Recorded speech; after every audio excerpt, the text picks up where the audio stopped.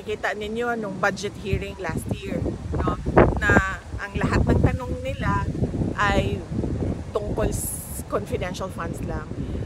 Meron lang silang inutusan na magtanong konti about sa budget proposal ng OVP na wala namang confidential funds, pero lahat ng tanong nakikita nyo, nagbabasa sila ng script at lahat yon confidential funds dahil doon nila kinukuha yung information nila na pang-atake, at ngayon nalaman natin doon din pala nila kukunin yung information nila para sa impeachment.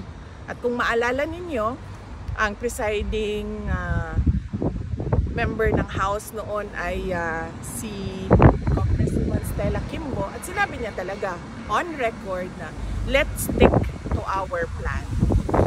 Klaro yun. Ang sunod nun, kung nakikita ninyo, ay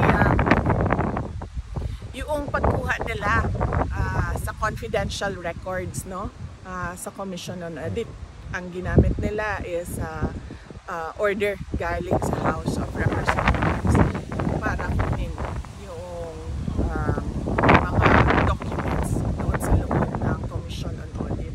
At nagbukas pa sila ng hearing na para kumbaga mabigyan ng semblance ko, no, ng legitimacy yung ginawa nilang illegal na pagkuha ng mga documents sa Commission on Audit.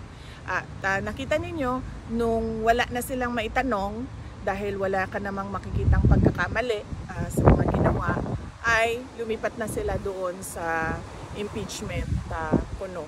At nakita ninyo doon sa impeachment puno nila, nakaapat sila na articles of impeachment dahil hindi nila talaga magawang mabuo ng isang complaint na makatotohanan at meron talagang mga credible na ebidensya.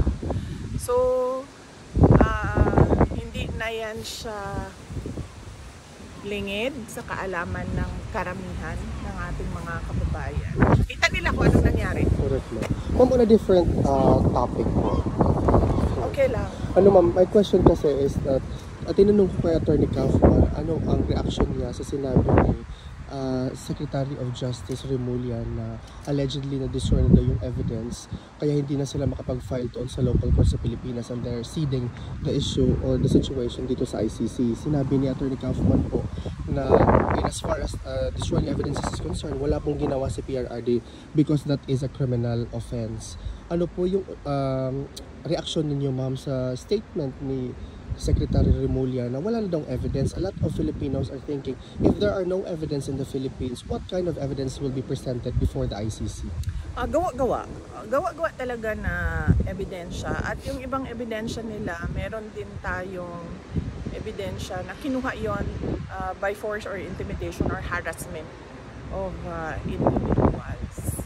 So, makikita din natin yun soon, very soon. Thank you, VP. Will you be attending the SONA, VP? Of course not. No SONA for me. Kasi confirm na yung ano natin, Korea natin na Filipino community gathering. Bukod po dito sa The Hague, do you intend to visit other places in Europe on this trip? Wala po. Dito lang kami sa Hague sa duration ng duty ko. So July ano ba ako? Kailan ako dumating? July 5 hanggang July 23 yung sa akin. And then darating sa susunod si Hanilet. So actually, dito po kayo sa SONA, no? You will be here. Out of the country. Hindi. Oo, kasi July 23 ako alis ng Hague. So dito lang kami, and kasi inaano namin yung 4 days a week na kasi yung bisita. So minamaximize namin yung grant ng detention unit na 4 times a week pwede bisita. Your reaction po na gobyerno ng Pilipinas ang gagastos para sa 4 na witnesses by way of cooperating with the ICC? Well, nakakalungkot dahil unang-una sinasabi nila walang ebidensya, pero meron sila ngayong witnesses na kaya naman nila pala bayaran yung yung pagbabiyahe. Pero nakakalungkot kasi sobrang bagal ng galaw nila para sa ating mga kababayan na naiipit sa kaguluhan sa Iran at sa Israel. Kaya kaya nakikita natin at nakikita ng taong bayan nasaan ba talaga yung priorities ng administration na ito. Apparently puro politika lang yung paninira sa politika lang yung kanilang prioridad at hindi yung mga mamamayan. Ma'am, on a different, parang susundan ko yung question, ma'am, by the way. Sinabi po ni President Marcos na i-stop na daw po natin yung pamumulitika at it's now time for us to work. Siguro tumingin siya sa salamin, no? Pag sinasabi niya yung stop na ang pamumulitika kasi sila yung namumulitika. Ang ginagawa lang namin lahat ay sumasagot kami, di ba? Attorney Harry Roque, ikaw isang biktima ka din. Dahil you are known to be an ally and a very close lawyer of President Duterte. So, wala naman kaming ginagawang atake. Ang sa amin lahat ay sagot at depensa.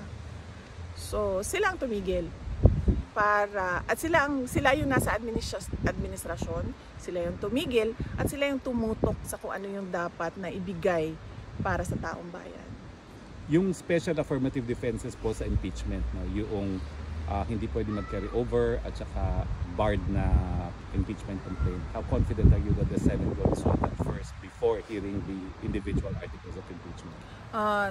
Paniwala ko naman, madami sa kanila ang abogado doon and syempre yung iba are supported by lawyers as well. Unahin muna nila yon pagdesisyon doon sa question ng validity ng court complaints and yung crossover ng trial from the 19th to the 20th Congress. Yung notice of disallowance po sa fourth quarter ng confidential fund na pending appeal, wala pa pong resolution ng appeal nila ron?